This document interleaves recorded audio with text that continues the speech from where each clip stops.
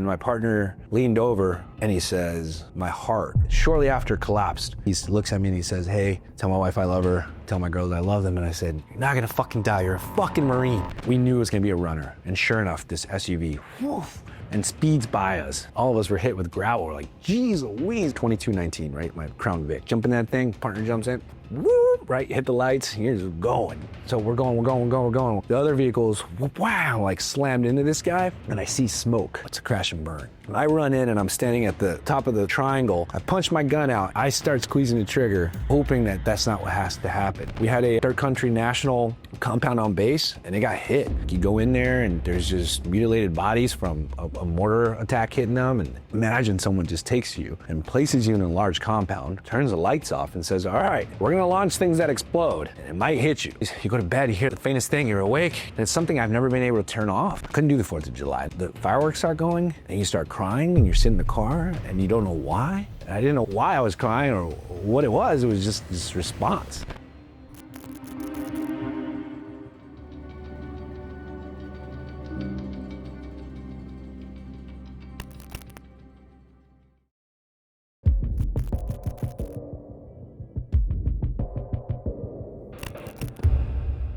The only way I can ever tell my story is to start at the beginning. I always lead with the preface, right? Who is Hector and why is Hector who he is today?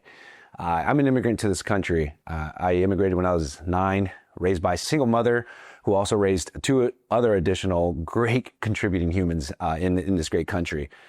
Growing up in Mexico, I still recall it, right? We didn't exactly live poor. My dad at the time was an architect, but according to the American standards, we definitely were poor. My grandma would wring the chickens. Everything was made fresh. Tortillas were fresh. Beans were fresh. I remember just, being a kid, running around the streets, sometimes naked, no shoes. And when we immigrated to America, my cousins at the time looked at me like I was a strange kid. I'd go out front. I'd build like a slip and slide with the mud at 9 years old and be out there running around naked. And they tell me stories later, right? They're like, dude, you're 9 years old and running around naked. And so they told my tia, and eventually my tia had to talk to my mom, like, hey, what's your kid doing? But I say that because there was a lot of innocence behind that. So when I came to America as a little immigrant kid, I didn't have any of the preconceived notions that a lot of the American kids had. And I grew up in El Centro, California, little tiny farming town, border town, just east of San Diego. The border town there is Mexicali. And so growing up there, it was, looking back now, like when you're in the moment, you don't realize how, I'm not going to say ghetto, but I guess maybe underprivileged my childhood was. And looking back now, living in San Diego and even just being anywhere in America, you look back and you say, oh my gosh, I can't believe my mom did so much with so little for so long. And I can't believe the things she did and to help us come out ahead. It took me a long time to really grasp and accept why we came to America. I think in order to really grasp the Mexican Latino community, yes, very much so, it's still founded on like the machismo side, but not so much anymore. But more so, there's a lot of pride in your last name, a lot of pride in who you are, how you represent the family. And when we moved to America, I didn't know why. We come to America, and I remember not even being here 6 months. And I remember my mom sitting me down in a room, and she said, hey, mijo, I just want to tell you, your dad passed away. And so even just looking back, like looking at my nephews and nieces now who are 9 years old, right? If I were to tell them that their father passed, it would be heartbreaking. And I think it's one of those, the first times in my life where I learned how to compartmentalize something, right? Like I was forced to move on. I was forced to embrace a new religion. My tia, who we were living with, was a Christian and not Catholic. So I remember they took the little cadenita from my Catholicism away from me. And it was just a quick adaptation. Years later, I was 21, 22 years old. I finally called my mom and I said, hey, Mom, I want to finally know why, we moved to America and how did my dad die? And she said, hey, mijo, look, it was something I didn't want to tell you, but we'll talk about it now. I said, okay, Mom, what is it? She said, well, I was young and, your grandpa, and she tried to contextualize what I just mentioned, right? She tried to tell me, hey, Hector, what I'm about to tell you, there's a lot of other forces that were surrounded it. And I said, okay, Mom, what was it? And I said, well, your dad, in essence, told me that he was a homosexual. And I remember at the time when she said that, I remember hanging up, right? I was just shocked. I didn't know how to deal with that. And she used the word homosexual because I think that's just the best way she knew how to convey it.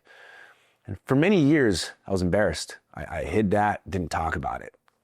But as a society, the more we've grown, the more we've educated ourselves, the more I've educated myself. I have a lot of gay friends now, and different people who identify as different things, right, in today's society.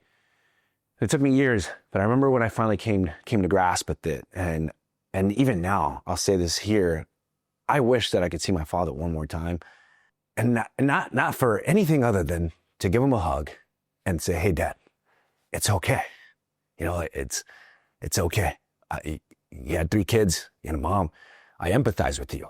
I can't even imagine at the time in the 90s, growing up in a Mexican home in Mexico, having to say that.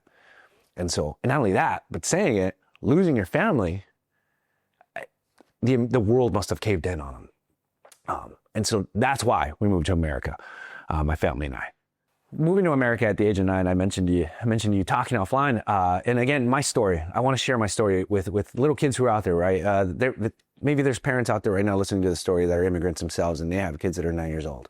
You got to imagine, and I think it's hard, when you tell a story, I was always taught to try and put the audience in that scenario.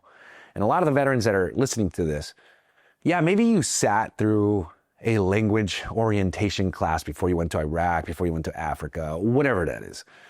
But being there and not being able to communicate with those people was challenging, right? And so imagine being 9 years old and being sat in a classroom with kids you want to play with and talk to, but you can't communicate with them. And you're that stranger, right, who's now in their classroom. You're kind of an alien, right? And I know that's what we use, a permanent resident alien, but I mean, you really were. And so what I did, I've always been a nerd. I wanted to teach myself the English language. I went to the library and I found a Roberto Clemente book, and it was a bilingual book. So I would highlight words that I'd hear in the playground, go back and say, oh, that's what that means. And I'd put together sentences. And little by little with that book, I learned how to speak English. My first curse word in America was shit. And I was watching Days of Thunder. And my mom was at my tia's house. I watched it and I run around and I'm saying shit. And she's like, what did you just say? And she throws a chancla at me, right? And so for me, that was my first exposure to learning the English language. Growing up, and I mentioned to you earlier, I know this is, again, a podcast. I had a drill sergeant growing up. My mom did not let us slip. She knew, hey, we're in America and we're in this. She saw it, right? There's people rolling around on bikes who we knew. Now you look back, you're like, oh my gosh, those people are on heroin. Like, thinking back, you're just like waving at people on bikes as a kid. You're just like, hey, what's up? Now you look back, you're like, don't wave at that kid, right? You tell your nephews and nieces, like, hey, what are you doing? No, don't talk to them. But growing up, my mom knew, hey, I've got to keep a close eye on these kids. And how did she do that? Well, she'd wake us up at 5 a.m. on Saturdays, 5 a.m. on Sundays.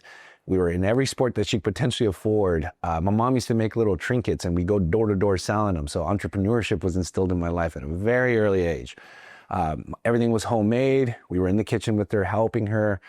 And so that was the construct of my family. My mom taught me hard work, grit, determination, perseverance. My mom, for the longest time, took pride in not having welfare or WIC. And I remember the first time she did that. I remember that drive. She was crying. We didn't know why. We're all in the car with her, and we said, "Mom, why are you crying?" She said, "Well, we're going to this church. I can't afford. Sorry, man. I can't afford food today. I'm crying because we'll get to the story eventually. My mom's passing. I look at my life now and how blessed I am, right? And to think back, sometimes when perspective kicks in, we're like, oh man, I'm going out and buying Gucci shoes or whatever the heck it is that you're buying, right? And you think back to your parents and how hard it was for them. And so I remember my mom, that drive. And it took years to understand why that hurt her so much. And because she was more embarrassed than anything in front of her 3 kids to show that she couldn't make ends meet. So I remember going to the WIC and grabbing, the box with the condensed milk and the powdered mashed potatoes or whatever it was. And as a kid, I was happy. I thought, man, this is awesome. We have peanut butter. I didn't see why my mom was crying, what was so defeating to her. And I think that went on for maybe about 2 or 3 months until she got back on her feet, and those cans stopped coming. We stopped going to that church that gave the food out. And I again, through her example, right, we call it servant leadership, right, transformational leadership, all these things that we know now of the different archetypes of leaders. My mom was doing it without even knowing. And so for me, again, raised very humbly. And going back to your story, that ties into who I am again, the military, and how my life prepared me. My tío owned a taco shop in El Centro, Roberto's taco shop. Everybody knows Roberto's. So my uncle, my tia, they owned a couple of Roberto's. I used to work the register for them. I'd leave high school, I'd skateboard over. I was a little skate kid, so I'd go over and I'd work. And at night, you'd have a back door. I worked the cash register, and in the military, right, it's the fatal funnel, man. Like the back door opens, someone comes in, you get straight line to the money. And I never thought of that as a kid. And I remember one night, Saturday night, the first time we got robbed, we're working, and I hear someone shout from the back, "Hey, I'm in Linero, give me the money." I'm talking, right? The drive-thru's on this side, and I'm thinking, is the drive-thru, they mad that I didn't give him the burrito yet? And I thought, oh, okay, so I turn around, and there's a guy with a gun and a ski mask, and he's pointed right at me. And I'm staring at this guy, and he's like, "Dame dinero." And my uncle is off to the side. My otro tío, Ramon, he used to cut all the vegetables and stuff, and there's another guy holding him at gunpoint. And my uncle's just staring at me like, come on, just give him the money. And I think back, and I remember saying no to him, right? I was like, no. I don't know why I did it, but I said it. And there was a trash can right in front of me, and he points the gun and fires 2 rounds into the trash can. And in that moment, I go, oh my gosh. So I turn around, I bag all the money, I toss it at him. The guy flees and takes off, and I remember jumping, calling 911. We had a full house, right? A full house inside the restaurant, and everyone's yelling and screaming. And my heart's pumping, and man, it was crazy, right? When you think back now, you're like, oh my gosh, I was 14 years old, and this happened? It's crazy. The craziest thing happened after, though. My uncle says, hey, just tell the cops not to come. Let's just keep going. I'm like, what do you mean, Theo? Like, I got to call 911. He's like, no, mijo. It's going to be worse if we call and they catch those guys and they know that we called 911 and they get them. So you know what, mijo? It's okay. Just get back to work. Like, okay, Theo. And we just went right back to work and forget 911. It was just like nothing happened. And so that right there, I think, was kind of shocking in building. Growing up as an immigrant, and I think you watch it now, Gary Vee is one of my favorite guys. I love Gary Vee. And he talks about how every good immigrant goes to college, right? Go to school, get an education, get a good work, and get a good job. Be a good worker, mijo. And that's what mom taught me, right? She said, mijo, gotta go to school, get good grades, go to college, and make something of yourself. And so growing up, in that little construct, I had never seen a military person in my life. Like I didn't have any classmates that had military parents. The only thing I saw were cops, CHP officers, local police officers. Obviously, the border patrol run around. Back in the day, it was INS. And if you worked for the government, you had a nice house, right? You lived in the nice homes. Back then, they were called the Lewis homes. So you lived in the Lewis homes in El Centro. You also worked for like SDG&E, or you had a professional job.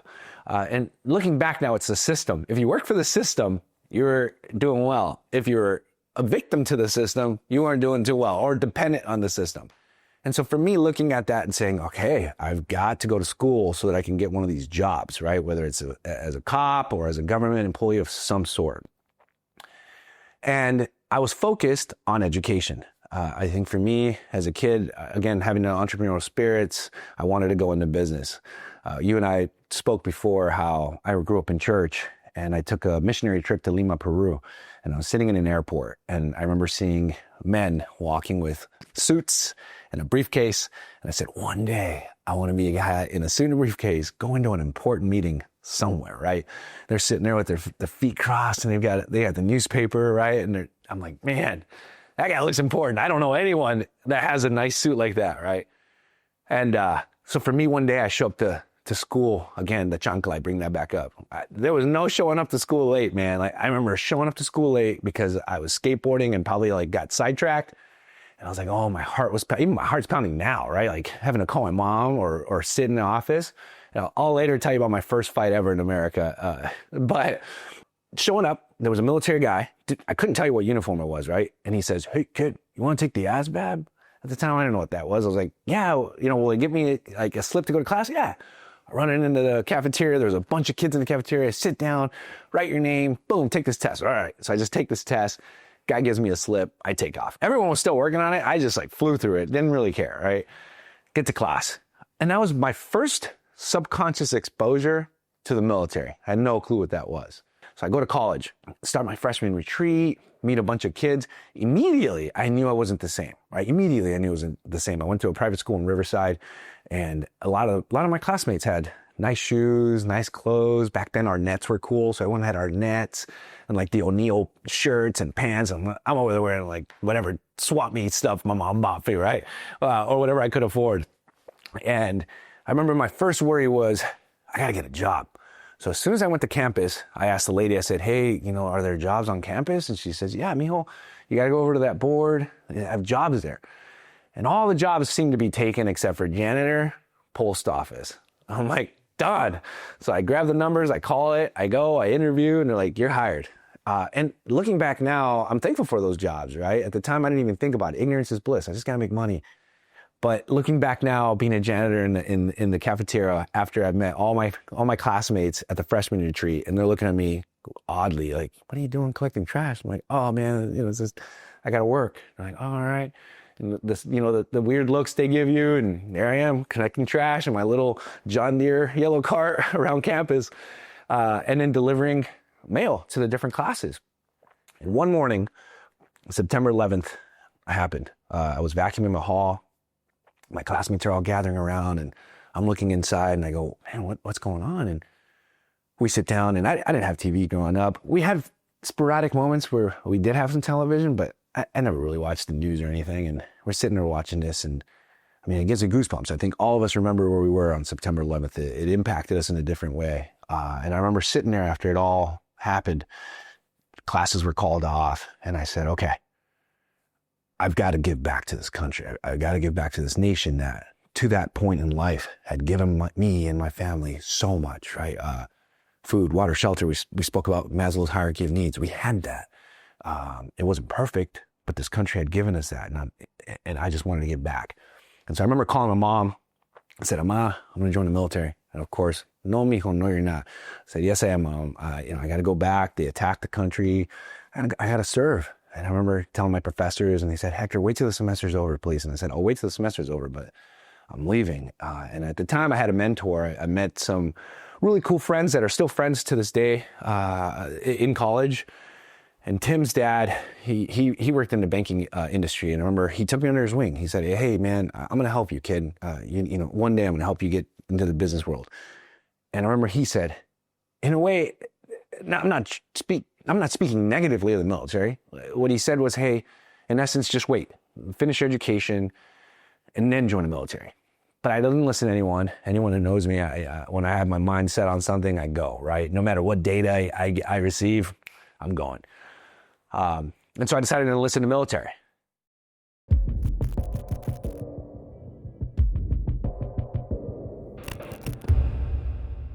And so after deciding to join the military, right, I said, "I'm going to join the military." I had to look up how you join the military. I remember the yellow book. Some of us remember what yellow books are. I remember grabbing the yellow book. And in the yellow book, they had big ads, like join the Army or Marine Corps, or whatever it was. And so it said recruiting. So I call the recruiting office, and Gunny Heenan, his guy's like, "Oh, I'm a Marine." I'm like, "Oh, geez." He's like, "Hey, come on down. I'm gonna enlist you. How old are you?" Kind of go through the initial interview. "Are you taking an ASVAB?" "I don't know, man. I don't even know what that is." So I go down there, and sure enough, I go see the Marine recruiter. And they're all squared away. And when I walked in, I remember looking left and looking right, and there were other branches. And again, I'm an immigrant kid. I thought there was one branch of the military. I'm joining the U.S. military. So I walk in, and these guys look squared away, right? They get their tans on, the white hats are hanging on the thing. I'm like, "Ooh, that's cool."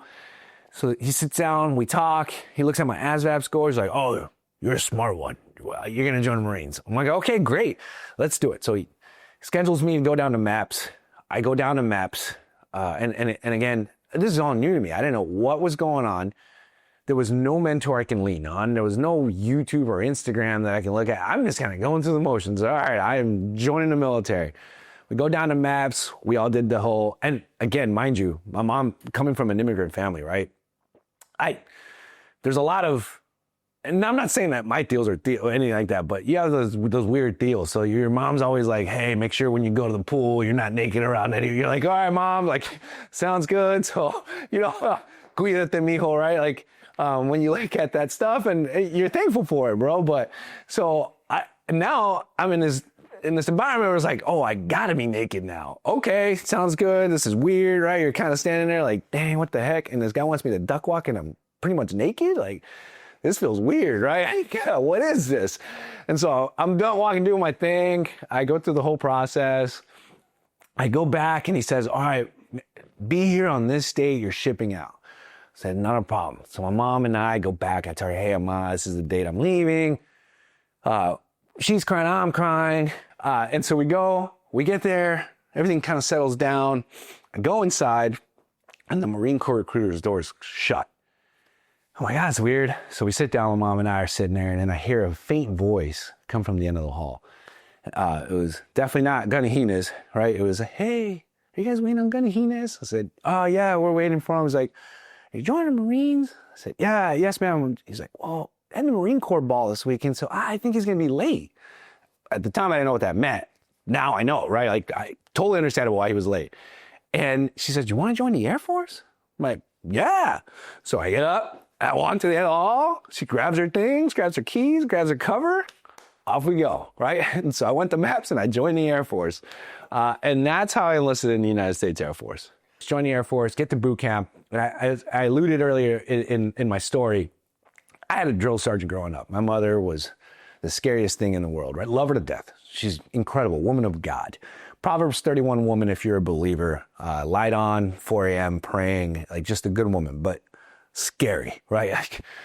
And so when I got to boot camp, I was already kind of exposed to a lot of the things that were happening. I already kind of knew it was a game. You have these instructors running around with a round hat yelling at you. I'm like, oh yeah, you just want me to stand here? Literally, that's all I got to do.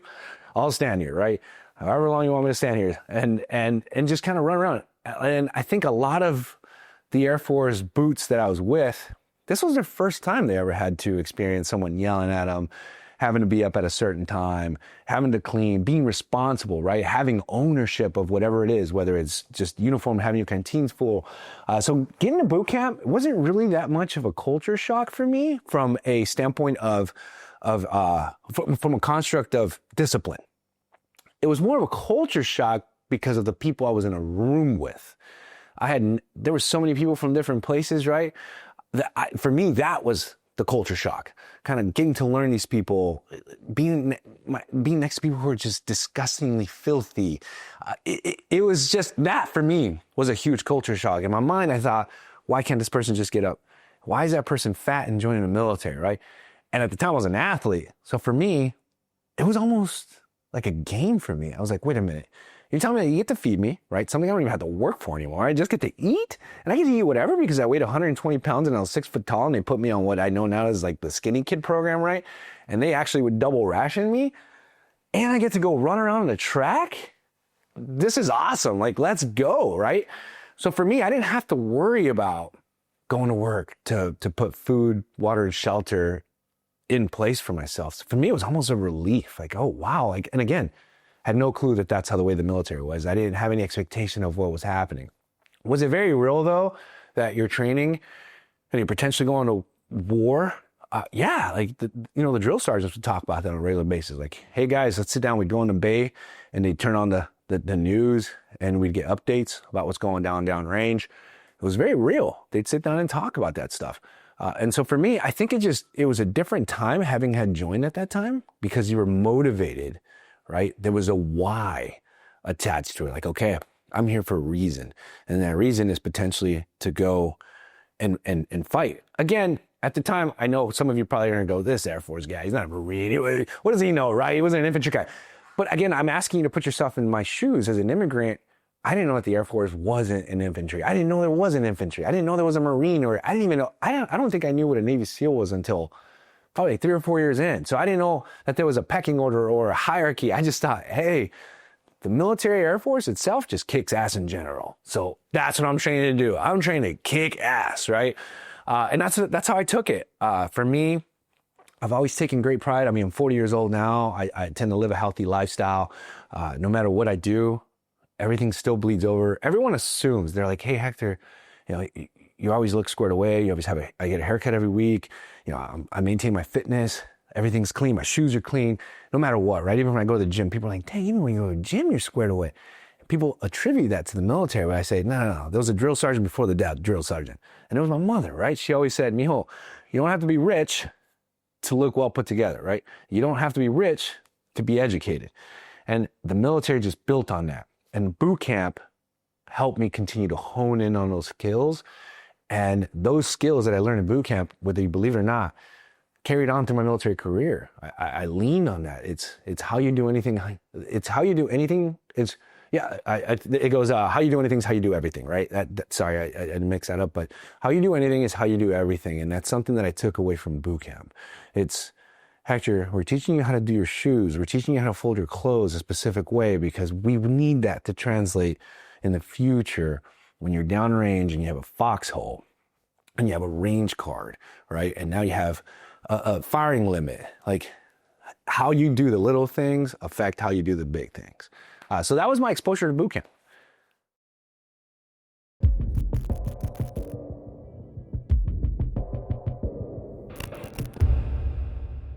As a new Air Force guy, I think coming in, again, I'm going to preface this by saying that, man, I can be the guy that's laying in a pile of shit and I look up and it's a beautiful day out and I say, hey man, it's such a beautiful day today, right? And regardless of the fact that I'm laying on shit. And so I know when you look at like David Goggins, I'll bring him into the context. David Goggins' second book that he wrote, he talks about his brother in depth. And I think it hits home because when you're raised in a home where, raised by a single mother, but I had an abusive stepfather for a while there. Not trying to bring that into the folds, but it was a big part of my life. And when you look at having multiple siblings in your life, how everyone experienced different things. And I'm not here to share my siblings' stories because that's their stories to share, so I'll share mine. I've always seen things from a positive standpoint. And so I look back now, and maybe for me, everything was great. And for me, when you look at the Myers-Briggs strengths personality, or any strength personality, but I took one and it shows that I'm a wooer, and all that means is that I got the gift of gab, right? I can go out and I can meet anybody. I'll go in and I'll sweet talk a lady at the DMV. I go in, I'll cut the line, right? It's just who I am. And I think that I've always approached life like that. And where in a world where most people probably woke up unhappy, are probably miserable, probably not happy in their marriage, whatever it is, I show up and I'm this natural ray of sunshine, like, hey, what's up, lady? Like, they're like, what? And they receive it, right? And that's just me naturally. So I think for me, when I look at that now, looking back, I think that it provided me a different perspective on life and the world received me differently. And so for me, checking in my unit, it was, again, I hate to say this, but things are great, right? Like, had a great time. You learn new people. You're received well. You're a young airman. I was able to, at a very early stage in my career, when I went downrange, see what a bare base was and actually see what the Air Force did, right? Granted, the Navy has an Air Force, the Marine Corps has an Air Force, but the Air Force itself, we have our Air Mobility Command, where we have these giant birds, right? C-5, C-17s that fly in supplies, that fly in vital resources to the mission. And the job that I had as an airman was to defend that mission, right? It's, hey, I'm here to defend this mission. There's a quote that I use a lot with my troops, and it's every post is honorable in which a man gets to serve his country. And because of today's time, I kind of edit it. Every post is honorable in which a person gets to serve his or her country or their country, right? Kind of politically correct. But it's true, because I think oftentimes when you're as a young airman, as a young Marine, maybe you're not tip of the spear. Maybe you're sitting inside a gym and you're handing out a basketball and you're like, damn, my recruiter screwed me over, right? Like, this is my job. If someone could sit there and say, hey, troop, yes, this is your job, but your job makes a difference, right? Those pilots that probably just went on a mission and potentially smoked some fools, right? And are back and they need to come to this gym to decompress, and you're the person they see, and you're freaking, hey, how's it going, guys? And you are yourself. You're the gatekeeper for them to release some of that stress. They're going to love you. Hey, what's up, Jake, right? They're going to remember Jake that hands out the basketball. Jake at the gym's cool. Man, he's a good dude, right? Solid Marine, good guy. They don't think, oh, yeah, Jake with the basketball, right? No, they're thinking to themselves, I can't wait to have some downtime to go over, chop it up with Jake at the rec center and play some basketball, right? And again, leaders, right? It takes good leaders to get that. For me, I was able to see that very early on in my career. So I think being part of that operation, the training evolution rather, was great for me. It was formative. It was something I remember. Deployments. There are 2 deployments. I have other deployments, but jumping on here, I know limited constructed time here. There are 2 deployments that really shaped me. And you and I kind of spoke about this, and I said, man, 2009, I was a FOB hobbit, right? I was in Kirkuk, Iraq. And when I got down there, they said, hey, you're going to be the physical security specialist, right? You're going to be in charge of the physical security here on base. And what that meant for security forces is that we look at everything, right? We look at the depth in the wire. We look at our tasks or our sensors on the wall. We look at how we position our towers. Do we have a quick reaction force? How fast are they getting there? So all these different base security processes, that's what physical security does for security forces. But what I didn't know, and again, giving some love out to the FOB hobbits. So a FOB, for the people that might not know, is a forward operating base, right? And when you're downrange in Iraq, you have different forward operating bases, and they're strategically placed throughout the regions. If you're in Africa, there's a couple of forward operating bases, and a lot of that big picture, right? How fast can we get birds there? How fast can we disperse our troops? It's all just big picture planning. Kirkuk, Iraq was, again, a vital to the mission from an air mobility command process. And also we had, the Army up there, the 10th Mountain Division was there with us. We had a few Marines. For the civilians not watching this, and I know sometimes we don't get into the granularity of things when we explain what we experienced. Most bases downrange are blacked out. Like, there are no lights. The second the sun goes down, that last call to prayer plays, it's dark, like pitch black. And you do that for a reason. You do that because as soon as that last call to prayer, which for me will always have a different connection, and I think a lot of veterans have the different connection to that, the second that last one plays and the sun goes down, Mortar City, right? Like, just nonstop. Boom, you just start getting mortared. And they do that so that they don't have a target to pick point, right? Like, they're just kind of shooting from the outside of the walls and just hoping that they hit something. And it's a strategic move. And I think combat landings, right? If anyone's ever been in a part of a combat landing, lights are out, pilots are wearing nods or NVGs, night vision goggles. And it's, people throw up because you know that you're coming in hot, and these people are launching mortars, right? And trying to hit that bird. So when you look at it, it's even just the process of landing on your forward operating base is intensifying for someone that has never been in that environment, especially if you're young and have never experienced that. And even that, I laugh now because I always look back at deployments, and now I was a Border Patrol agent, now in the corporate world, and I get to travel sometimes first class, and I get to stay at the Marriott and all these things. And I sometimes get upset when my plane's late. Oh my gosh, it's late. But I remember that deployment, 2009, we were sent in a small team. And when you landed downrange, it's pitch black, everything's black, birds land, get out, right? They're like, get out, like, and then the bird takes off. Well, we get off, but we got off in the wrong freaking place. And so we get off this plane, and I got my guys with me, and I was like, hey, we're in Kirkuk, Iraq, right? No, you gotta get back on. So we're like, oh my gosh. So we're guys, and we're running, the bird's going down, like slowly moving, doors kind of shutting, and they're like, sorry, man. And the guy's just like, the crew chief's like, nope, we gotta go. And boom, they take off. So my guys and I are stuck in Baghdad for a while, and we go into the PAX terminal, and they're like, dude, we don't have anything for like the next 48 hours. And we can't bed you because you're not on our list to show up. So my guys and I are sitting in this PAX terminal for 2 days, and they were like, all right, here's what you got to do. When the bird lands, so at night, right, the bird lands, run out there and ask them where they're going. I'm like, how do you not know where they're going? And he's like, dude, just do it. So every night we'd sit there with our stuff, and then the bird, we all run out there. Hey, you guys going? No. Boom, bird takes off again. You're like, God, you gotta be kidding me. So eventually we get a bird to Kirkuk, and you know, we get there, and we're like, oh my God. Even that was a mission. So you think back to things like that.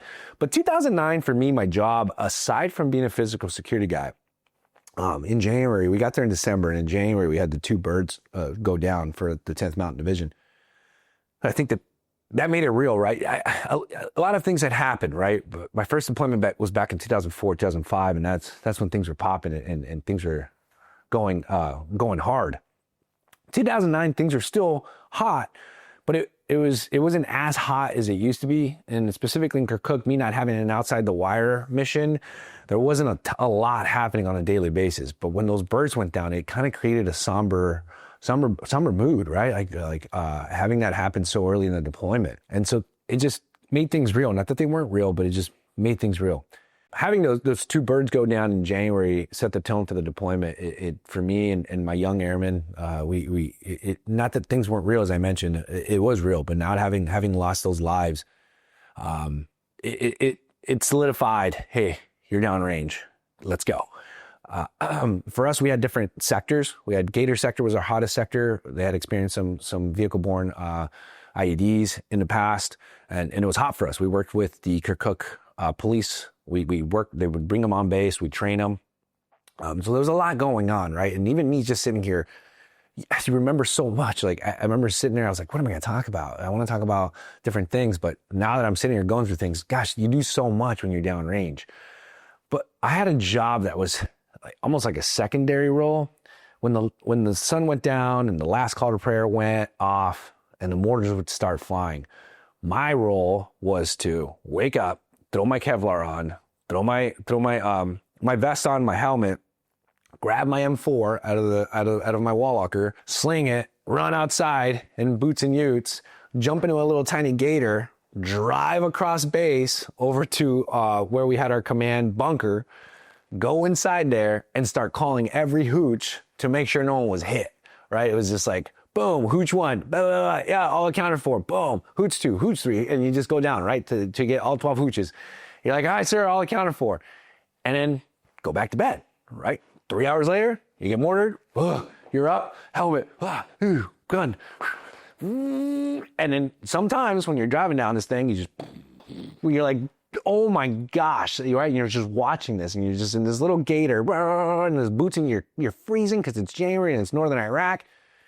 Got to a point where I just slept in pretty much my Kevlar. Like I had my vest on and I'd have a helmet and I'd have my gun sitting there.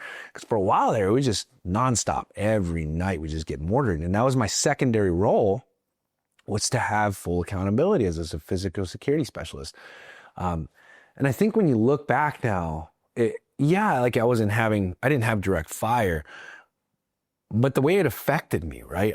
When I sleep now, and we all have different PTSD from different deployments, but this one affected me in a different way where I'm always on edge, right? It's always, you go to bed, you hear the faintest thing, you're awake, you're ready to rock, and it's something I've never been able to turn off. You deal with it. Did those mortars hit people sometimes? Yeah, mortars. We had a third country national compound on base, and it got hit, and I remember having to respond to that. And it was crazy, right? Like you go in there and there's just mutilated bodies from a mortar attack hitting them, and they're all third country nationals, and they're all freaking out. Although they weren't fellow airmen or army soldiers, still human beings, right? And so these mortars did hit. There's also a loss of life. There was one of the helo pads, a mortar hit one of the mechanics out there. So it's just, although the base was wide and these mortars weren't always effective, you knew that every now and then they got it right, and every now and then they'd hit a target. And so it was very real. And so for me, as I've gotten older for a while, I remember listening to one of these not too long ago that they couldn't do fireworks, right? I couldn't do the 4th of July. And it's always been one of my favorite holidays. Coming back. And again, when you're there, you don't think about that. And you come back and you're hanging out with your loved one and the fireworks start going and you start crying and you're sitting in the car and you don't know why. And she's looking at you like you're crazy. And then you feel guilty because you think to yourself, how do I have PTSD from this? I wasn't out there running around throwing grenades in a room and knocking doors down. But it's the subconscious effect that occurs, right? When you look at Pavlov's response to certain things that cause traumatic experiences to you. And so for me, I couldn't do 4th of July for a while. And I remember balled up, right? Karen at the time, my girlfriend, she can attest to that. I just sit there and cried in her arms, right? I didn't know what I was crying, why I was crying, or what it was. It was just this response. And that was crazy, right? And for me, it was shocking. And so that deployment, although, yeah, again, to the point that I just spoke and talking about, my fellow FOB hobbits, or forward operating base hobbits, that they even had shirts. That's why I joke. So like FOB hobbit. Even though you weren't out there, like, I feel you. Like I had some PTSD from being on that forward operating base and not having left the wire. And it affected me. And I think that being on this platform, I can talk about it, right? And say, man, like, I had PTSD. And I think when you look at Danny Santos, right? Stories of Danny Santos, where I'm like, man, I didn't even experience half that in that deployment. I shouldn't talk about this, right? What I went through and what I'm experiencing, is it valid? Oh, it is. I'm here to tell you like it is, right? And you don't even have to be at a forward operating base. It could have been somewhere else that you experienced the PTSD. And we all reach a breaking point. For me, apparently that was a breaking point for me from being in that scenario. When I started the story, I talk about a civilian that might not understand the construct of it. Imagine someone just takes you and places you in a large compound, turns the lights off and says, all right, we're going to launch things that explode and it might hit you, but you're in this little space and it's supposed to, when they start going off, just get up, run, and go into a shelter. That's the construct that you're in when you're downrange, right? And you just go to bed and it becomes normal. You become almost institutionalized, almost like a few studies that they've done on people that are in jail, right? When they leave the jail, it's almost like they want to go back because they've gotten so used to that. Or if you've ever seen the jar of fleas, where they place fleas inside and there's a limit and the fleas jump, and when they remove the top, those fleas don't jump any further because that's all they know, right? And so we've all experienced that where it's normal. And I've spoken to some veterans that, and maybe you even agree with me because I feel the same way. Sometimes when you look back, those were the best days of our lives, right? You didn't have to worry about going to work. You didn't have to worry about crying kids or putting gas or your civilian boss. It was just like, man, you were in a room full of brothers and sisters and you had a mission and you had food, water, shelter. And yeah, things happened, but man, best days of your life when you look back at it. And so for me, that was a big deployment. Yeah, while we were downrange in Kirkuk, there was also a big explosion that happened in June. And it had been a while since there was a big vehicle-borne ID or any type of big explosion with, I hate even saying this, but with notable numbers, right? Notable casualties. And when you're downrange, sure, is it happening? Yeah, like you'd have a vehicle-borne ID prematurely go off before the gate. You're like, dang, that was crazy, right? But no one's hurt. All right, we're good. But in June, there was a big explosion. And again, I don't know the full details, who was out there or not, but for us providing support for all the casualties, a lot of them were children. And even yesterday, I was at a football game event, and I can't eat boneless chicken wings because I recall a lot of the little limbs, right, from the little kids, that when you see that, and I think it gives me goosebumps. And again, I think when you experience something that you weren't prepared for, and you see these helpless kids who were affected by the wrath of war, if you will, or what a man can do to another man, right? It just triggers you differently. and you can't really control it. And again, it's one of those things where you're just a passerby, but it's affecting you because you're there and you're in the moment. You're in the process, right? Getting these kids aid, rushing them to the little on-base hospital, and doing what you can to help these kids or even these casualties. It's hard. When I was in my active duty side, Dover Air Force Base was where they flew a lot of the soldiers, men and women who passed away downrange. And I remember one time going into the mortuary there, and I can't remember why we went in there, but we went in there and they said, hey, you're about to go somewhere where it's kind of shocking. You're like, okay. And I remember going down there, and what would happen is they would fly the fallen service member on the Dover Air Force Base, and they would take them into the mortuary or the morgue, and they would sanitize all of their personal belongings, and obviously they'd embalm the body and prep them right to hand it over to their family. But I remember going inside, and they had just shelves and shelves and shelves, almost like wall lockers, with artifacts drying. There were dog tags, there were wallets, there were rings. And I remember walking through there, and it was just, man, it was emotional just thinking about it now, right? And when you would talk to these mortuary technicians, they would say, man, like, I'll never be the same again. Like, this is causing me, I can't sleep at night. I see these people, these service members at night, and I see their belongings, and again, they weren't in combat, but they were just in that environment and just seeing the effects, the emotional, just feeling it. So for me, I think that experience itself was also very shocking, very much like being downrange in Kirkuk and experiencing that with the explosion. And my goal when I came on here, I said, look, I just want to jump on here and talk about certain things that I went through and experienced, because I think there's probably a lot of us out there that maybe went through a lot, and we're kind of not embarrassed, but we think to ourselves, well, I didn't lose legs, or, I didn't do certain things, but we're still all affected by things. And I think that we're a community of veterans that are here to lean on one another. And some have gone through some other things. And I just wanted to talk about 2009 because I wanted to speak to a certain populace, that deployment.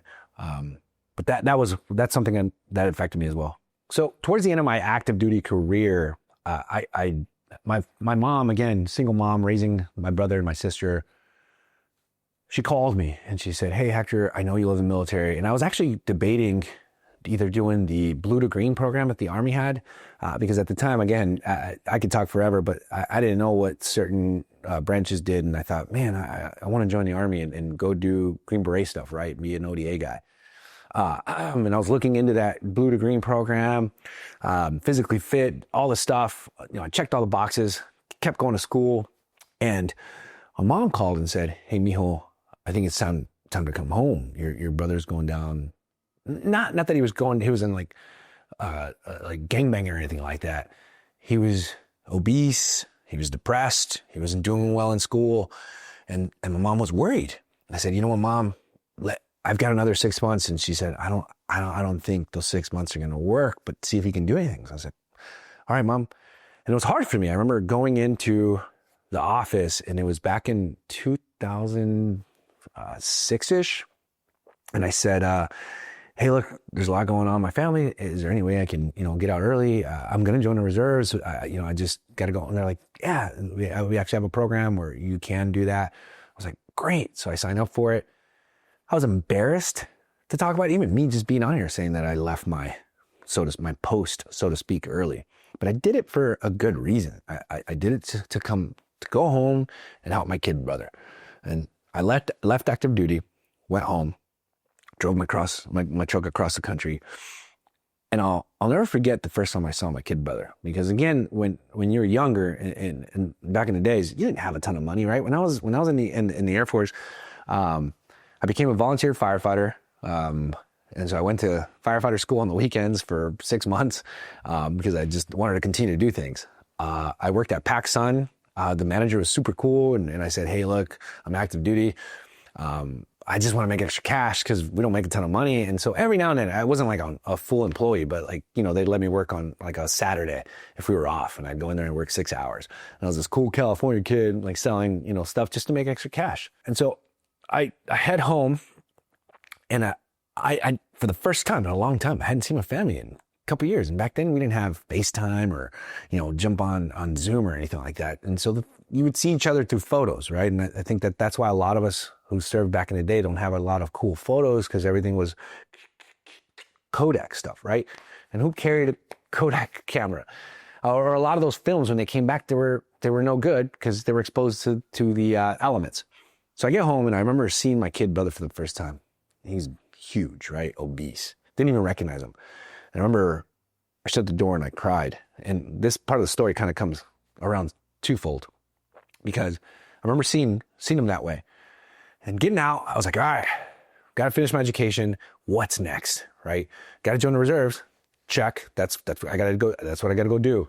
But going back to my original story, I wanted to continue to serve. And the fastest, quickest way for me to continue to serve this country and achieve the life that I want to live was law enforcement, right? So I thought, I'm going to be a cop. Going to be a CHP officer, LAPD, LASD.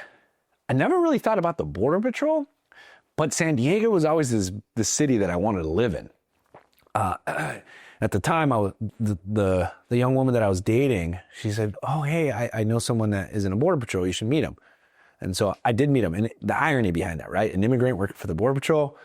At the time, I thought, oh, this is kind of weird, but all right, I'll look into it. So I started looking at that. But I got out for a reason, and it was to shape my brother and help my kid brother. And I did. I volunteered at his high school. My kid brother played football his entire life, but it had stopped. And again, another red flag from my mom. Got there.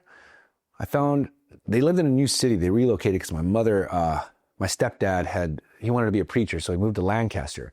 And I didn't really know anybody there. But I show up and I'm like, all right, I'm going to find the lay of the land here. I find a guy, Coach Russell. I don't know if he's still coaching or not, but he's a good guy. And I said, hey, I want to help my kid brother. He didn't play freshman football, but going into sophomore year, I want him to crush it. Yeah, no problem. So he's a big kid. And now he used to play like linebacker or something. And now he's going to be a lineman, right? And so we get his footwork going. He goes in his sophomore year, tries out, and Coach Cortez at the time, he's like, who the heck is this kid and where'd he come from, right? And so my brother crushed it. And then Lancaster went on to have a pretty solid rally where they almost made it to the CIF a couple of years. But I knew why I got out, and I wanted to continue to give back to my kid brother. And I did. I showed up every day. My kid brother's doing better. I've got a job. I've applied to different agencies. They call me. I was going through combat arms school for the Air Force. It was a B shred. I was back in Texas training combat arms. It was a 6 to 7 month long school. And they called and they said, hey, we want to offer you San Diego. And I said, I'll take it with no hesitation. So when I wrapped up the school in 2007 for the Air Force Reserve's combat arms side, I came back, went straight out to the Artesia Academy for the Border Patrol.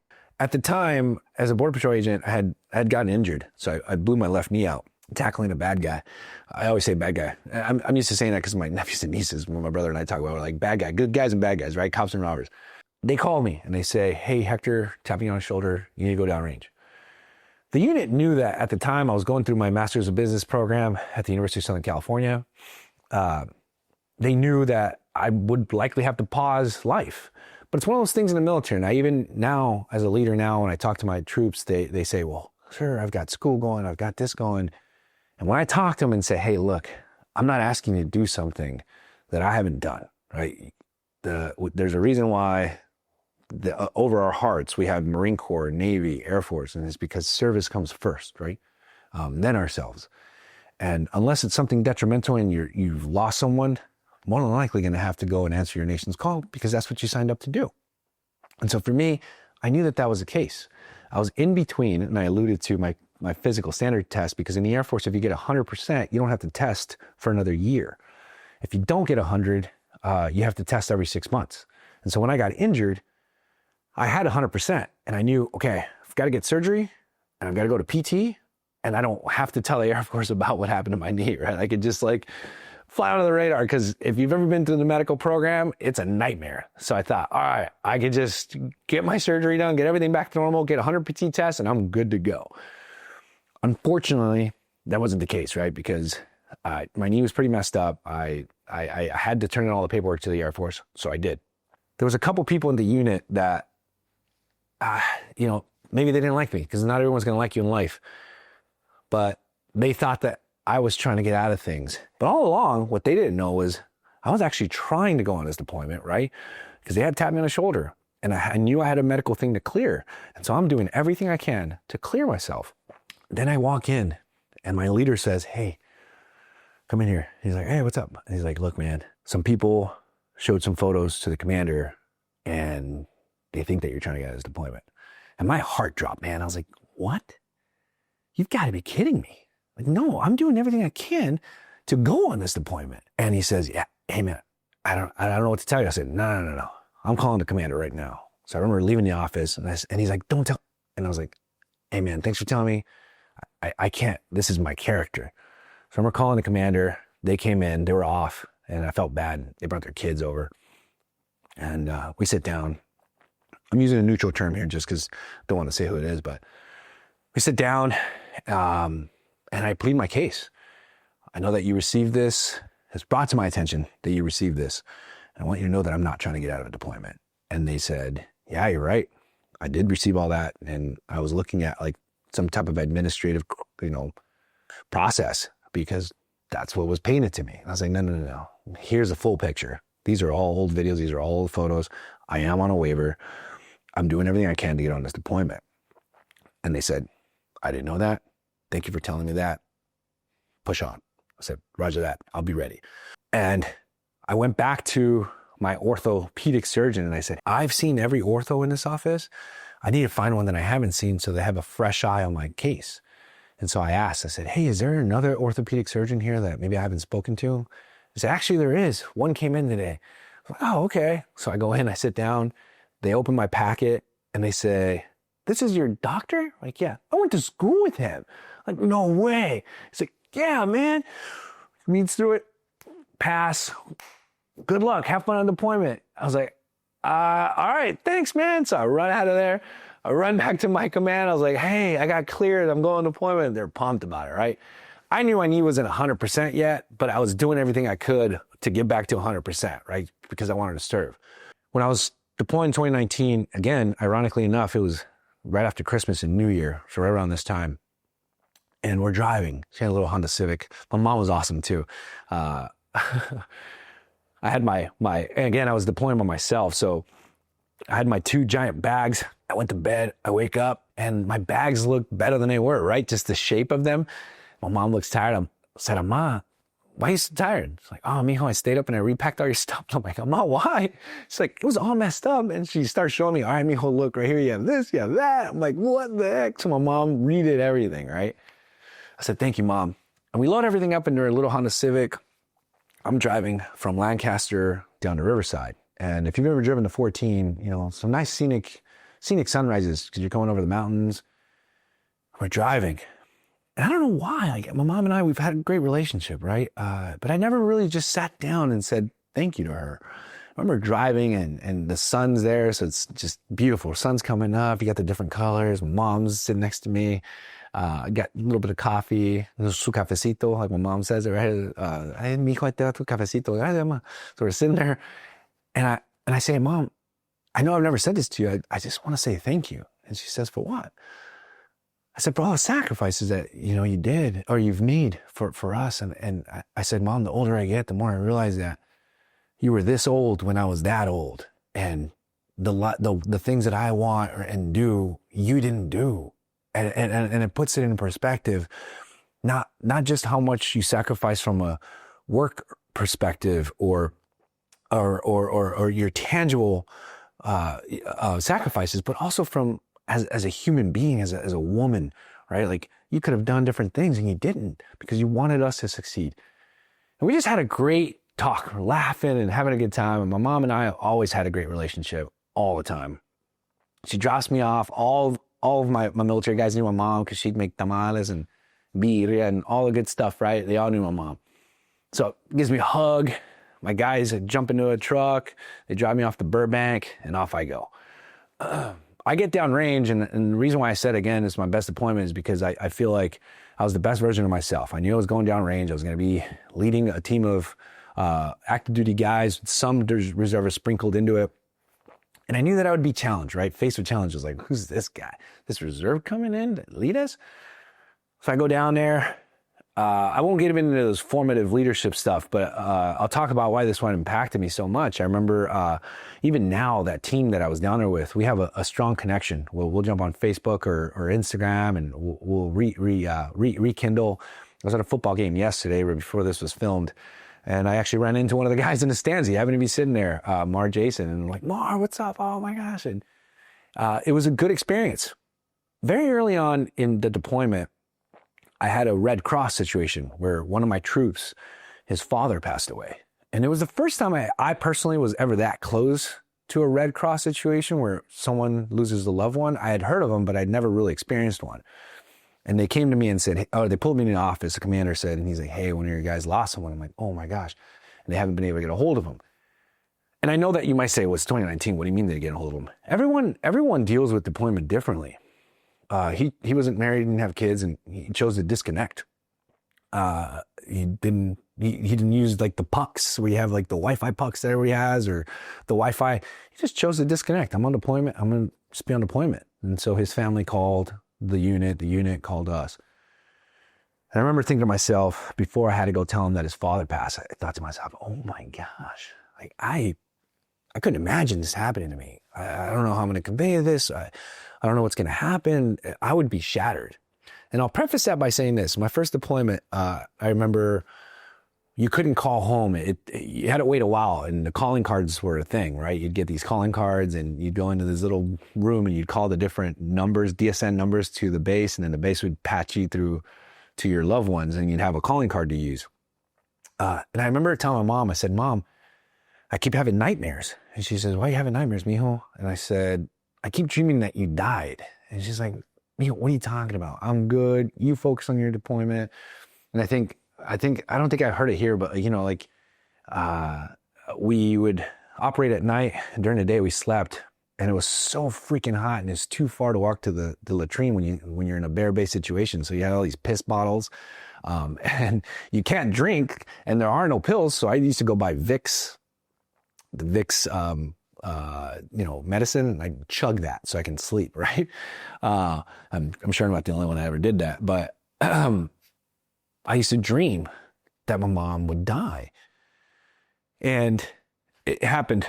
It was vivid. Like, I'd wake up sweating, and sometimes, because for those of you like newer troops, right, you probably don't know what a Harvest Falcon tent is, or those tents. They're just open tents, and you'd sometimes separate them if you had wall walkers. So you'd have your cot. Eventually you got beds, and it was just an open bay. And down the middle, you'd have like a big AC thing, and you'd take water bottles to create your own AC vents. My neighbor would come over and wake me up, like, hey dude, you're freaking screaming. And I'm like, what the heck? And I was dreaming my mom died, right? And so I used to tell him, dreamt that he died. Thought nothing of it. So my troop, go down there, I tell him he's heartbroken. It's tough. He leaves, Red Cross leaves, and we go back to normal. Well, in May, you have Mother's Day. And Mother's Day, obviously for us Latinos, not for everyone, but Latino culture, our mom is everything, right? So we go all out. I jumped online. I sent her flowers. She's up with my brother, visiting him in Lancaster. And in my hooch, I had Wi-Fi. So I call her on FaceTime. Ma, how are you? And I was like, smile, Ma. And I'd do a screenshot and I'd save it. And my mom's birthday was May 15th. So it rolled right over. Call her for her birthday. Hi, Ma, I love you. May 19th, wake up, do the normal thing. We all load up. We convoy from one forward operating base to the next forward operating base, where we were doing security stuff. I'll allude to where we were. And my team and I walk into the DFAC, or the dining facility, and I've got my gear on, and I've got my phone in my tack vest. And we all sit down, and I'm sitting at the head of the table like we always did, right? Just everybody's filed in. and my phone starts vibrating because we had Wi-Fi inside this building. I thought, oh, maybe my family's getting up or something, right? And so I grabbed my phone, and I remember Mar, who I saw yesterday, was sitting here to my left. And I was like, oh, my sister's calling me. I think it's the kids that want to say hi. And, you know, when you're that close to everyone knows everything about everybody, right? Then you know an uncle, I love the kids and all these different things. You tell stories. And so I remember swiping on the phone. And I remember seeing my sister. And she's just bawling hysterically. And I'm like, hey, sis, what's going on? I remember and it's loud in the DFAC. I put my phone in my ear, and all I heard was, she's gone. And I don't really recall much after that for a little while. We talk about how in some experiences you kind of just go somewhere else. And I knew exactly what she meant. I remember setting my phone down. I do remember setting my phone down. I remember looking at Mar, and I said, she's gone. And I think everyone knew. And it was dark out. I remember walking out, and that forward operating base was a new air base that we were opening. And they had landed the first couple C-130s there. And so there was two C-130s getting ready to taxi out, and they were running. And the DFAC wasn't too far from the flight line. And I walked straight to the flight line, walked past the security shack that one of my troops was manning. And he's like, sir, you okay? Well, he said, sir, you okay?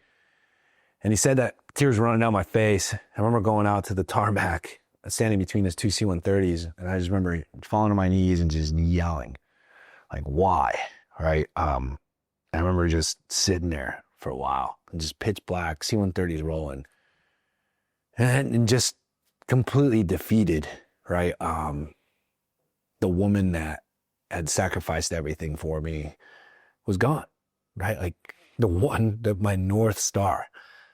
And here I am, in the middle of nowhere, in the desert, an event that I could have avoided. I could have just leaned on the fact that I was injured. I could have been home and spent Mother's Day with her and her birthday. I could have graduated my classmates. But these individuals that thought that they were trying to ruin my life, or that I was doing whatever I was doing, right? I had to show them to know Hector. And so for me, it was a really weird moment for me when I'm sitting in the juxtaposition between service to country, and then you experience what my troop had experienced, something that I thought never would happen to me. So I remember just crying and asking why, right? And I had a moment of pity there for a while out on that tarmac. And eventually I remember I felt someone's hand. It was one of my team members. And he's like, hey, sir, give me your gun. And so I handed over my M4. I cleared out my M9, and I remember getting up and just walking with them. And everything's still kind of hazy now, right? It's just, I walk over. I think I finished eating. I think the relieving team were gonna convoy back to base. So I remember jumping on with them, drove me back to our base. And I don't really recall much of the drive. And I went straight to the chaplain's office. I remember sitting with the chaplain, and then everything just switched from why to what, right? Immediately, like, it's almost like my mother came down and flicked me in the air or hit me with the chancla. I was like, hey, I'm gone. There's no one's going to come and answer your why. What are you going to do about it? So I remember the chaplain coming in, and we're sitting there, and then I just start talking, right? I was like, man, he's like, oh, hey, Hector, hey, Master Sergeant, that's time I was a Master Sergeant. Master Sergeant, let's talk about what happened. I said, yeah, my mother passed, etc. He's like, do you know details? I said, I don't know. My sister told me. He was like, tell me about your mom. And then I just jump into gratitude and what she taught me, and I just start going off. And he says, and you remember he said to me, I don't know if I should be concerned, he said to me. But for someone who just lost someone who was the foundation of their life, and someone that meant so much for them, you seem to be okay, and you seem to be happy. And I said, well, chaplain, I said, don't be worried. I said, the reason why I had this moment, right, these last hours of grief, and because it's a natural human reaction, and I'm still grieving inside, but I've also realized, and And I had a moment with my mom, which I'll get to in a second. Before I said, my mom's always taught me lessons. And I said, I feel like she's teaching me a lesson right now. And the one lesson that in that moment I learned and I see now is if you're present, truly present in every event in your life, if you truly leave with purpose and intent, and you leave nothing behind. And I know it sounds corny, right?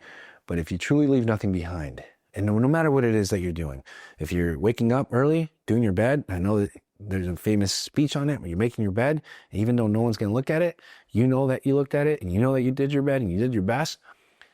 You can't walk away from that and feel like you left anything on the table because you did it all. You did it correctly, and it just dominoes in your life. And I said to the chaplain, chaplain, every moment, every day, every conversation I ever had with my mother, I was present.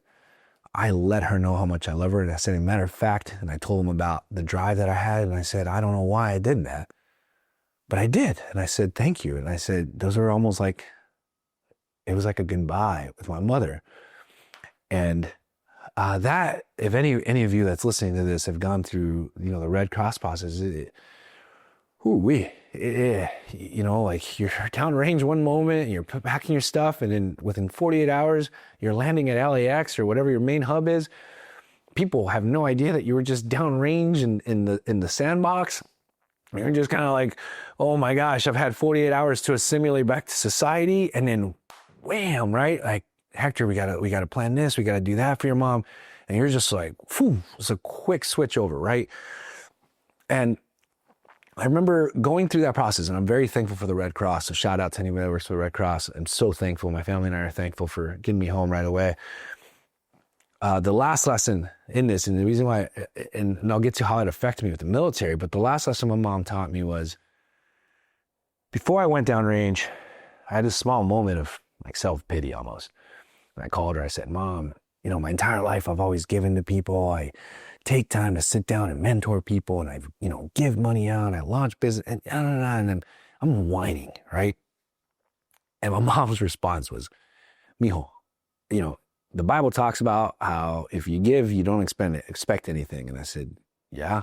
And she's like, why are you expecting anything? And I remember I got mad, right? And I like to think that I'm a pretty emotionally intelligent guy. I remember I got mad. I was like, Mom, I'll call you back. And I hang up on her. I'm driving my car, and I'm like, oh, I can't believe she just said that to me. But then I pause, and I go, oh my gosh. So I call her back. I was like, Mom, you're right. I'm sorry I did that. And I say that she taught me another lesson because I had to write her eulogy, which was one of the hardest things I've ever had to do. And I looked up, and in that moment, I remember standing up there, and my brother has a video of it. And I said I was going to start reading his eulogy, but I would be remiss if I didn't tell the story. And I said the story of this 500 or 600 people that showed up for my mom. I said, in this moment, my mom's teaching me a lesson, and she's teaching me a lesson that I'm not alone, and I do have people, and every single one of you in here is part of my circle. And even in that moment, again, taught me a lesson. But the reason why that 2019 deployment was a little difficult for me was because I almost didn't retire. I almost didn't make it to where I'm at right now in my career because I built this path-loss response to the uniform. I didn't want to look at the uniform. Like after that happened with my mother and I came back, I didn't want to drill. I didn't want to put on that uniform. I had this connection to that, connection of loss.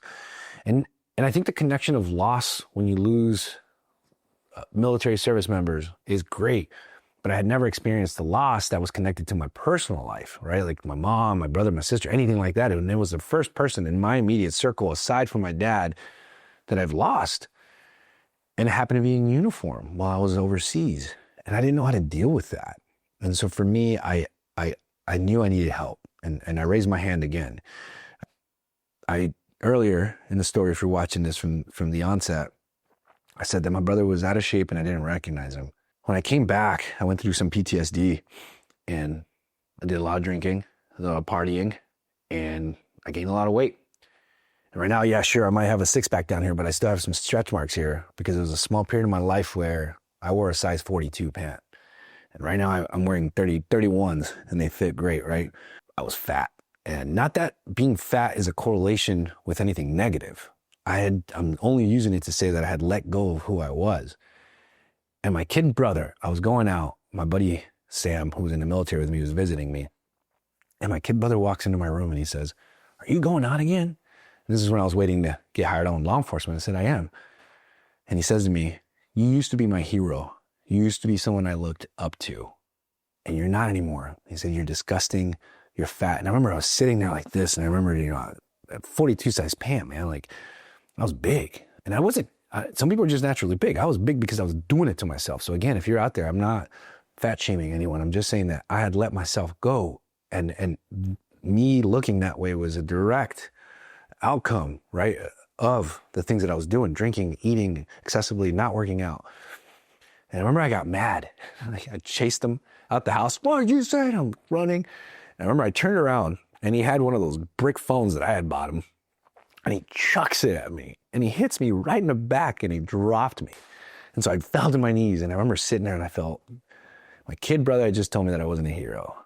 And I'm fat and out of shape and I'm trying to move on in my life. And that moment I knew I had to change something, right? And that was a trigger moment for me at that time. I had to face it again after losing my mom. And I had to go to a counselor. And I said, hey, counselor, again, I raised my hand, right? Just like I did the first time, I did the second time. I said, I've got to deal with this. I went and visited my commander and I said, hey, sir, I don't know how to say this. I've got to re-enlist one more time before I deploy or before I retire. It was 2019. I'm getting ready to retire here in 2022 or 2024, sorry. And I said, I don't think I can do it. And I said, my entire military career, I've given everything. I've shown up for my troops. I've sacrificed. And if I show up next drill or next orders, I won't be here 100%. And I don't think I can live with that. Like, I don't want to bring that type of mentality or atmosphere into our unit. And I remember he said to me, hey, Hector, in our military career, we all have to take a knee. And if you have to take a knee in this moment, I totally understand. He says, taking a knee doesn't mean that you're not going to serve. It just means that you're taking a knee, you're letting someone else lead for a moment while you recuperate. And I'll never forget him saying that to me. I expected him, I won't say his name, but he's an awesome, awesome commander, great guy, and just squared away guy, right? Like, rode a bicycle to and from. Like, he was like the epitome of being in shape, right? And he did that because he, again, the same mentality I had, right? If you do everything right, the rest would be easy. And if your troops can see that you do everything, you take self-pride, everything else is easy, right? I said, all right, sir, thank you very much.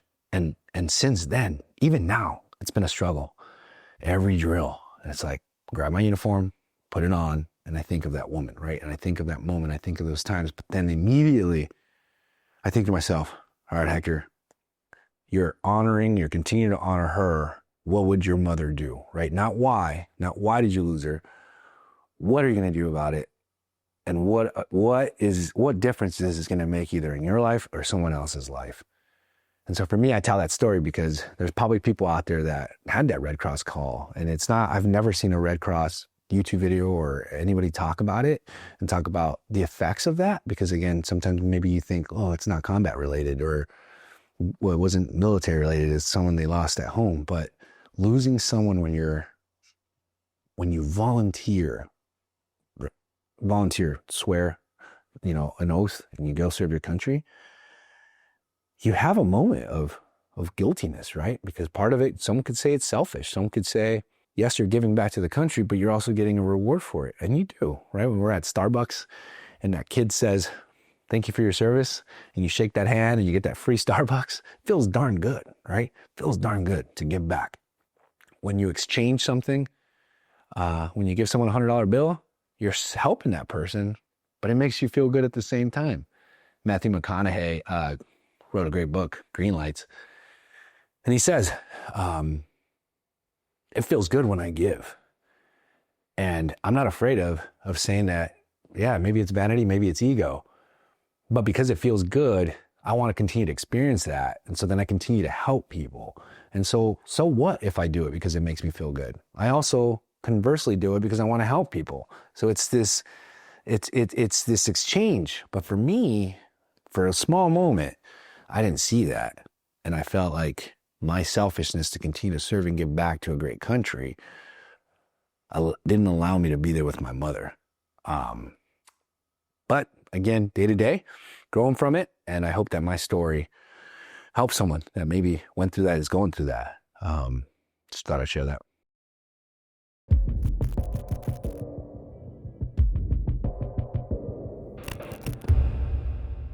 So I was a Border Patrol agent from 2007 up until 2021. I medically retired. Working for the Border Patrol or any law enforcement, first responder, government or agency or department, it's paramilitary, right? When you go to the boot camp or the academy, they always draw on that comparison. Hey, this is a paramilitary academy. This is a paramilitary operation occupation, and it couldn't be more true. You put on a uniform, you wear a badge, and you're issued a weapon, and you have penal codes or statutes that you enforce stateside, right? And your goal is to protect your fellow citizen. And it's an identity, very much like being in the military. You put on a military uniform, whether you're a SEAL, you're a sailor, you're a coastie, whatever it is, it's an identity. It's something that you embrace and you do for a long time. Mine was cut short. February 23rd of 2021, I was chasing a bad guy with my cool partner, who I digress, and I won't really say his name or the story, but not even a year before that, he was exposed to fentanyl. It was probably one of the most traumatic moments in my life. I had to save him with Narcan, and that was a crazy, crazy experience.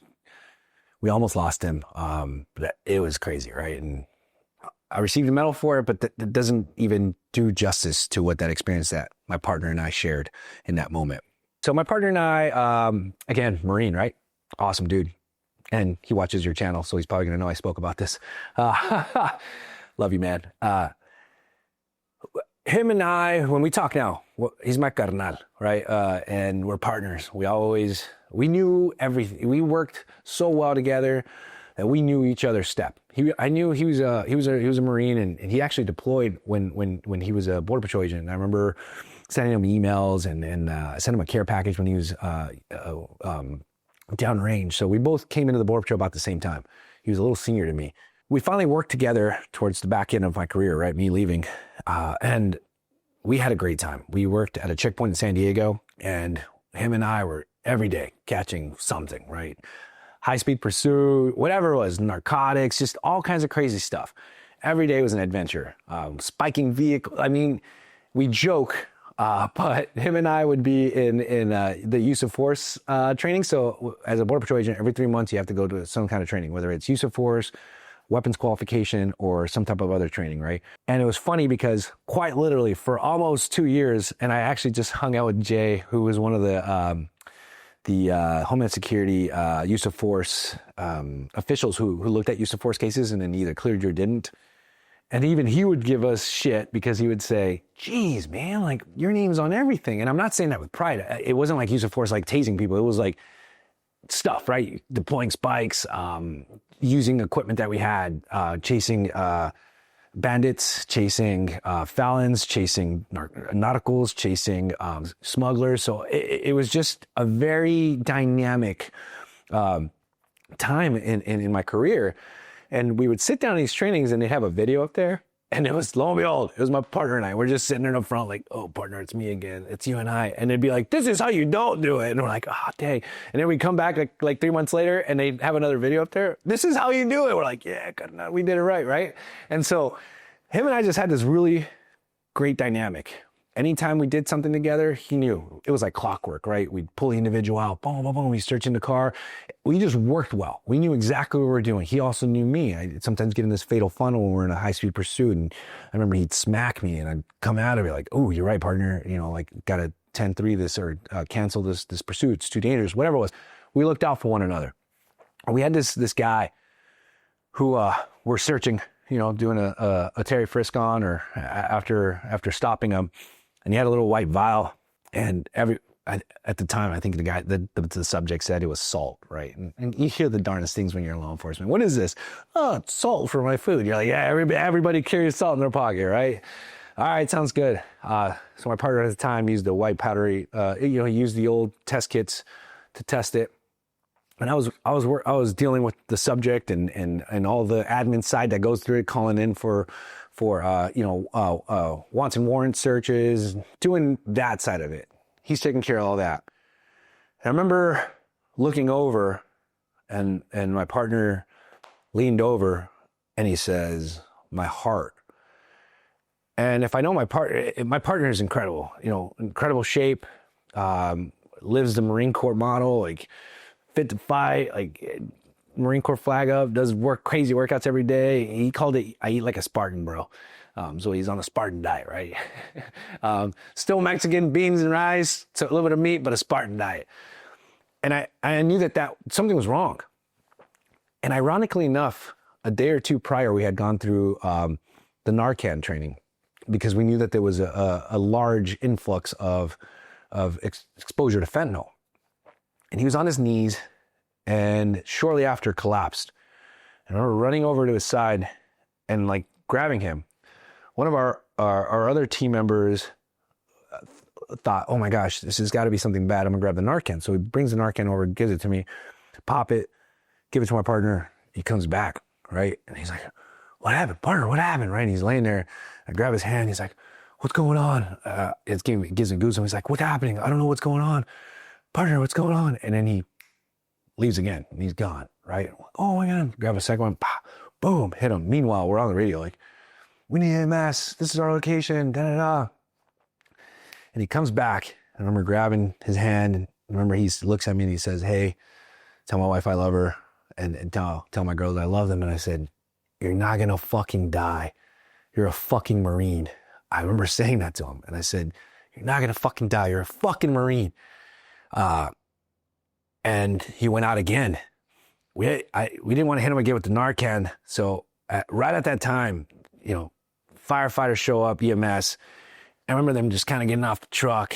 And I remember yelling at them, "Hey, it's one of ours." Not that they wouldn't move any faster for anyone else, but I just don't think they understood the severity of what was happening, right? And then immediately they sprung into action. We ran, grabbed them, tossed them in the back of the ambulance. I jumped on with them.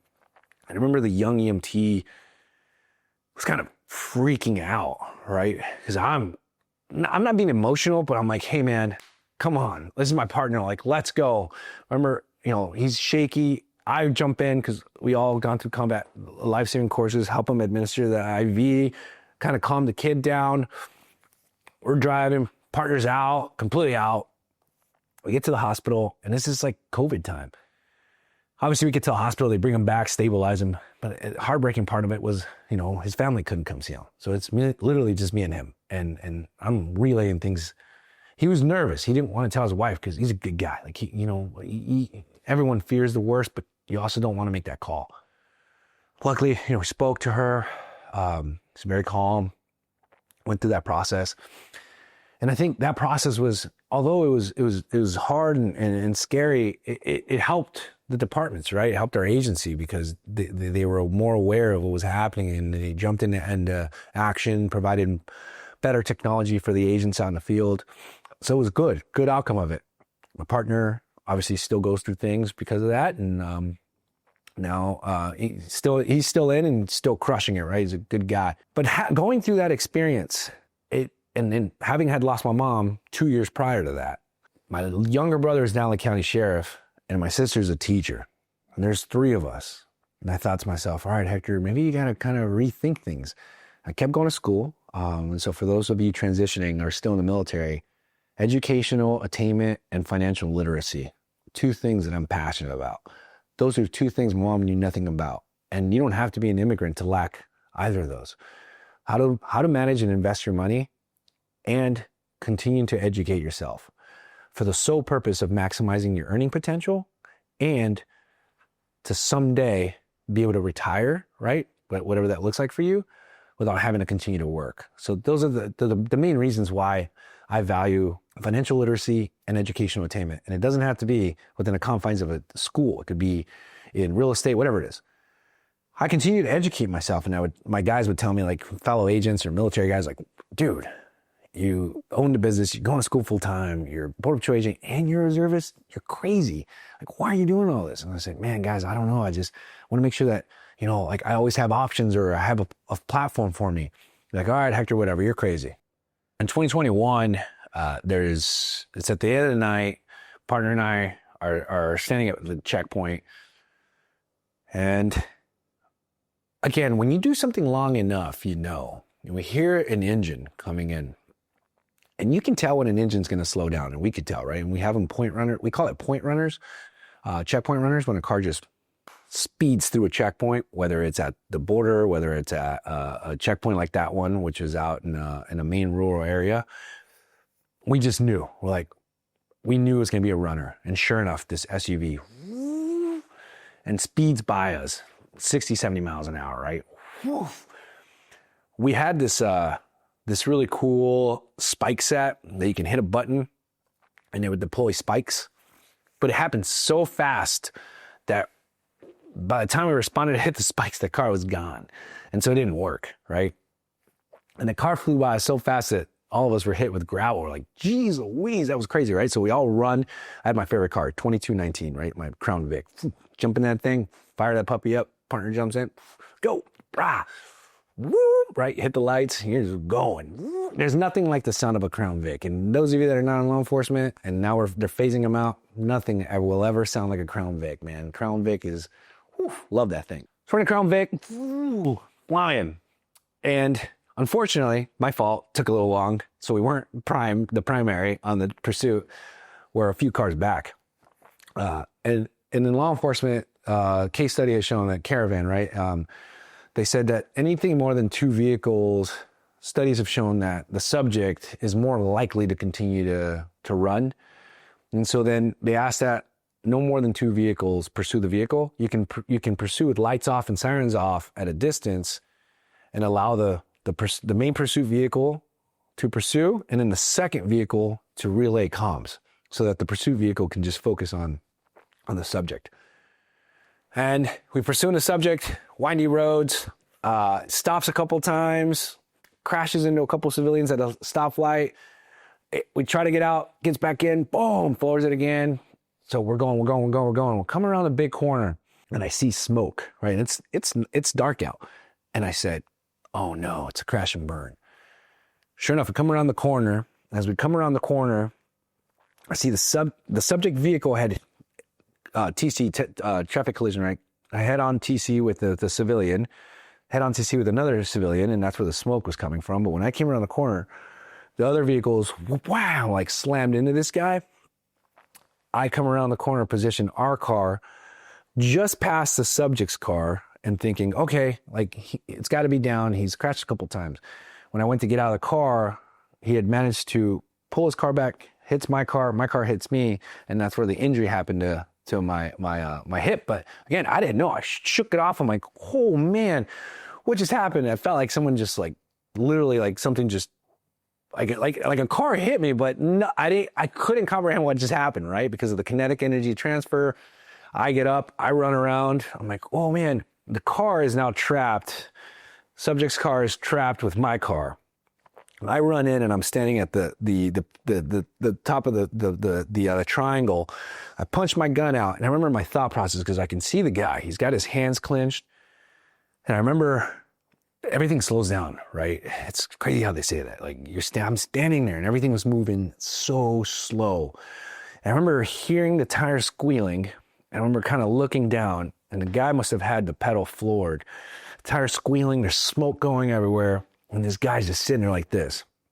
I remember looking past him, and the passenger was like screaming because when the other agent's car had hit him and shattered his hip, and obviously he's in pain. He's like, my hip.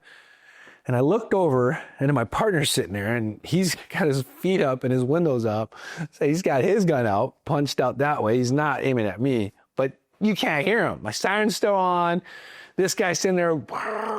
I remember I drew my gun and I thought, all right, I'm going to like muzzle punch this guy, right? To get his attention. When I went to hit, I didn't realize his window was up. So boom, I hit the window. I'm like, oh my gosh. And I remember with my support hand, I remember punching the glass as hard as I could, like to break this thing. And I'm like, Hector, this isn't going to work.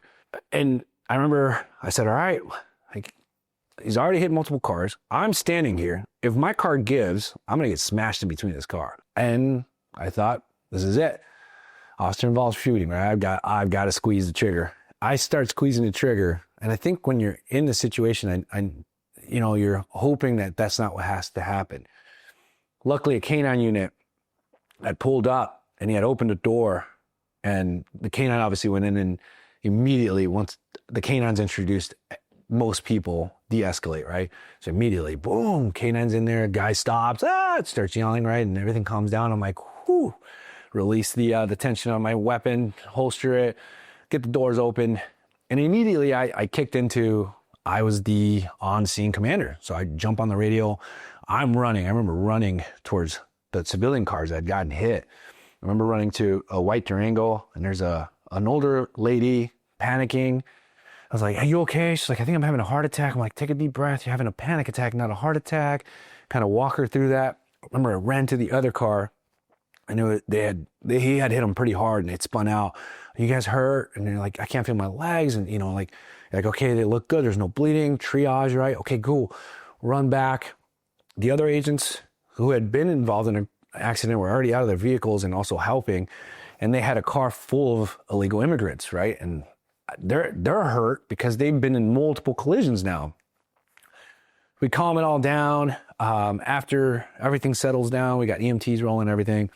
I tell my partner, I'm like, man, my leg and my shoulder feel heavy. And he's like, you think you're hurt? I was like, man, my leg's heavy, my left side's heavy. We should get looked at. So I talked to the medic, and they're like, yeah, we should take you to the hospital. So jump on the ambulance, go to the hospital. Sure enough, I tore my hip up, complete labral tear, like a bunch of stuff that just tore up my hip, and then rotator cuff, like everything was just done on the left side of my body. I was like, dang it, man. And so I remember being in the hospital, they sent me home, and any of you know investigations, right? FBI gets involved, and I'm retired now, and not that the statute of limitations, the bad guy got 6 years in jail. And as a matter of fact, the other day I got an email. They're getting ready to release him. They're doing an early release next year, February of 2024. So I think he did 3 years served.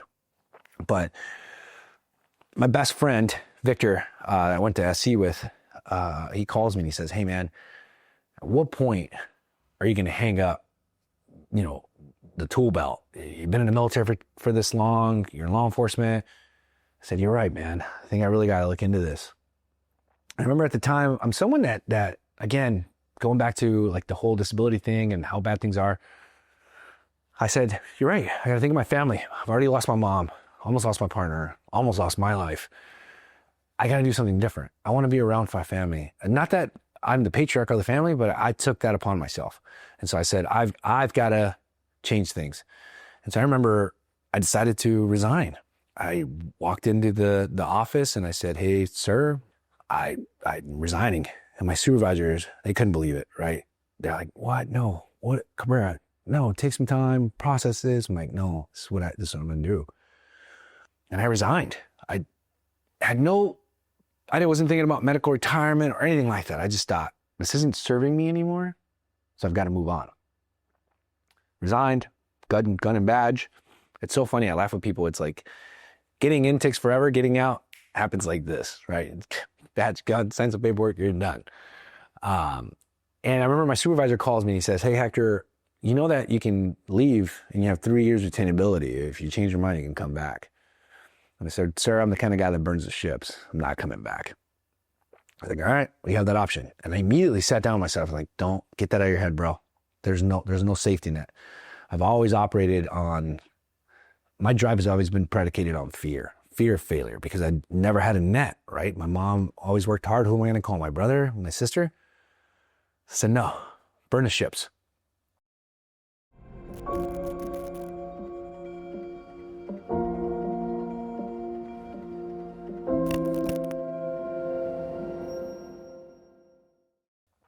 I interviewed for a position that my buddy, company that he worked for, Smith's Detection, got the job as an account executive. I watched their video. We produce products that prevent catastrophic events from occurring. A lot of the technologies in the aviation field, a lot of technology is also used by our law enforcement personnel, to include handheld narcotic detectors. So for me, purpose was there, the vision was there. And now, it's funny because I shared this earlier, I found myself at an airport in a suit with a briefcase, flying to meet a customer for a big deal. And I remember sitting there going, oh my gosh, this is amazing. One of my buddies, who's an attorney, he calls me and he says, hey, I know you left law enforcement, but did you file for medical retirement? I said, no, man, it wasn't something I wanted to do. And he said, no, Hector, it's not something you want to do. It's something you have to do. I said, well, hey, man, I don't want to be that guy, right? The guy that did, he's like, no. So he takes on my case, he submits all the paperwork, and it was a no-brainer. Within like a week, the Department of Homeland Security is like, yeah. So they stamped my medical retirement. They sent me retired badge, retired creds. But I didn't want to, I was never going to do it. Had my buddy not looked out for me and called me, I would have never done that. Just because, again, call it ignorance, call it stupidity. But again, for me, I was like, no, I'm choosing to walk away. And I've never really told this story to anyone. So even now, like, I look like I'm healthy and fit. I couldn't sleep last night. I might be okay, but I can't sleep on this left side. I have muscular atrophy on my left leg. My foot swells up. My left arm, when I sleep on it, it hurts. Like, it's these things. I'm whole, I'm good, but I know that I couldn't do my job effectively if I continued. I stand for too long, I lose all feeling in my left foot. So all these weird things that are now disabilities that I think to myself, oh my gosh, I'm glad that I did this because I'm not okay, right? And a lot of you veterans, this is the law enforcement side, but it's the same thing for the veterans that are out there, that maybe you think that you didn't lose a limb or something like that, but I strongly suggest that you get yourself checked. So recently, I haven't announced it yet to my company, but this will probably release after. I just got picked up by a dream company, Cisco, and I'll start with them in January, early January. And I share all of this, not to impress you, but rather to impress upon you that you have a lot available to you, whether it's education, whether it's mentorship, whether it's a fellow veteran that has already traversed a trail that you want to traverse. You don't have to stop right after you leave the military. Your life doesn't have to stop. You can transition. One of the coolest things I was ever a part of when I owned my CrossFit gym, there's a veteran community a veteran organization called Emerging Vets and Players, MVP, in Los Angeles. And it's owned by Jay Glazer, the football announcer. And what he does is he takes former NFL players and vets, brings them together. Ryan Leaf, I got to meet Ryan Leaf and a lot of these other players that were troubled by different things. And a lot of the reason it was because they lost an identity, right? Their entire life, they were the star high school football player, the star college player, the star NFL player, and now they're nobodies. Same thing with the military. You leave the military, you lose an identity, right? Maybe you're disabled, maybe you're hurt. And so Emerging Vets and Players was this really cool organization that I got to go up there, be a part of, train, and help. And what I'm doing to give back to the community, for me, my 20s and my 30s, I dedicated to going to school, building myself. And now that I'm going in my 40s, I just turned 40 this year, I'm going to be monolithic, but I'm going to be monolithic for a reason, right?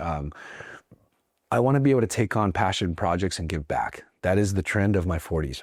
My 40s is investing in myself, financially and educationally, to continue to maximize my earning potential, but only have one thing that I'm doing, so that it frees up hours to give back to the community.